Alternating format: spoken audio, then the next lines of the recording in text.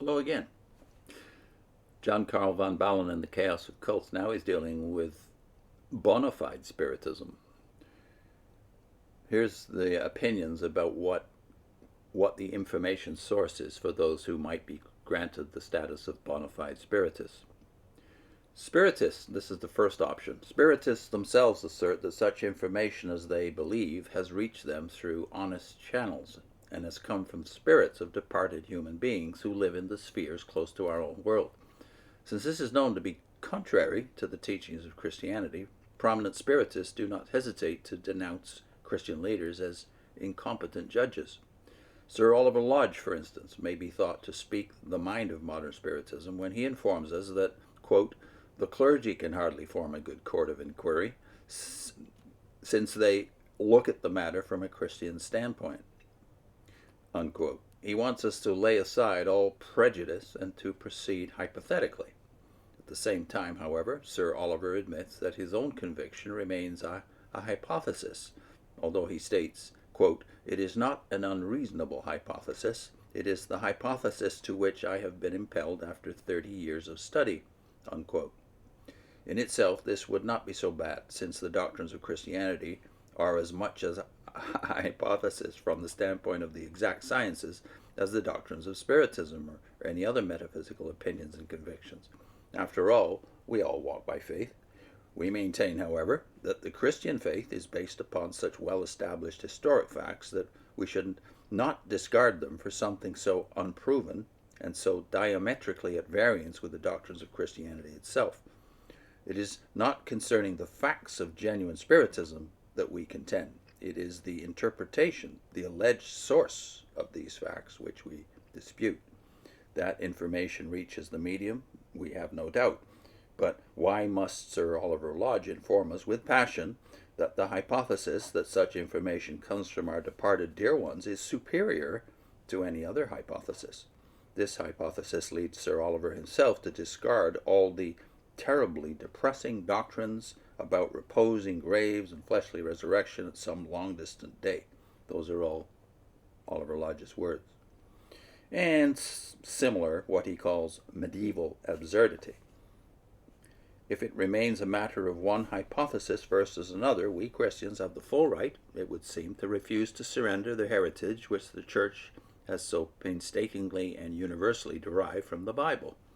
And when we add that, in general, the findings of Spiritism are in direct opposition to all that Bible and Church teach, can we rightly be blamed for refusing the hypothesis of Spiritism?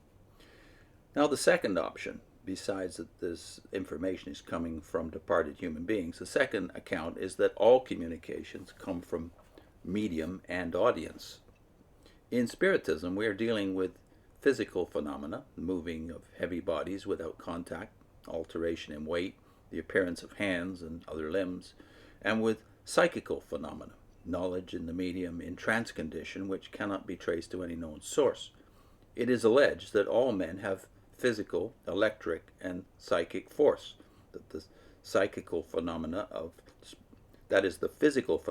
Spiritism are due to exceptional physical force, or to unusual power of mind over matter, that these psychic features are the result of phenomenal psychic force. Under this head come telepathy, that is, thought transference from sitters or others to the medium, mind reading, in some cases the subconscious mind of the medium is even asserted to read the subconscious mind of the sitter and to read long forgotten data from his memory, clairvoyance and clairaudience, that is, the ability to see and to hear below or beyond the ordinary amount of ether thrillings seen and heard by human beings, and similar attributes of the soul that are only partially known quantities. The book of Dr. A.T. Schofield, an English physician and psychologist, contains much of interest in this connection. It remains noteworthy that so little of even that which is known of these forces is really understood, that prominent Spiritists themselves have admitted that many so-called spirit manifestations may be due to these mysterious qualities of the soul. The writer heard Dr. C. Eaton state that he had demonstrated the truth of this theory time and again by the following challenge. He would open a book in the presence of a medium in trance, read the number of the page, turn the book upside down, and ask the medium to mention the number of the page. This she could invariably do, since she read the number from his mind. He would then close the book and reopen it while it was upside down. In this way, no one on earth knew the number of the page at which the book had been opened, and the same medium would invariably guess the page wrongly. This is indeed a remarkable test. Moreover, in the light of the fact that telepathy and mind reading occur in almost every human life, sometime or another, we do not wonder that psychics are said to have this mysterious power in a great measure, especially when in trance, that is to say, when their conscious mind has surrendered to the play of their unconscious mind. The well-known novel Jane Eyre presents a case of mental telepathy which might be duplicated today. One of the present writer's professors told him that 2 days after he had spent a night celebrating with fellow students, a letter arrived from his mother in a distant city, inquiring why he had not been in bed that night, as it had worried her until the early morning hours. In support of the thesis that at least some of the phenomena of spiritualism are due to telepathy and clairvoyance, J. Stafford Wright, in his book Man in the Process of Time, points to the fact that upon occasion a medium has received messages and descriptions from some friend of the sitter, believed to be dead and later found to be alive. The most famous instance is the Gordon Davis case, reported by Dr. S.G. Soule in the proceedings of the SPR. We are not surprised, therefore, to discover that men who, like the Sadducees, say that there is no resurrection, neither angel nor spirit, attribute all spiritistic phenomena to these natural forces.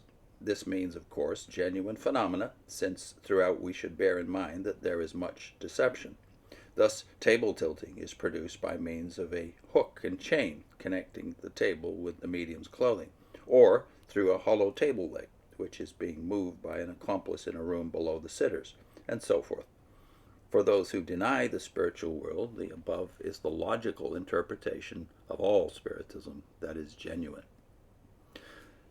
Now he goes on with, there remain, however, two difficulties in the way of accepting this theory as explanatory of all spiritistic phenomena. That next time.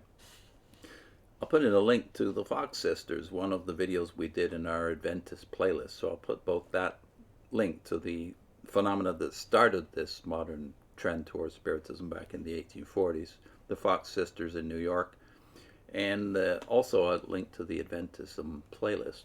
See you next time.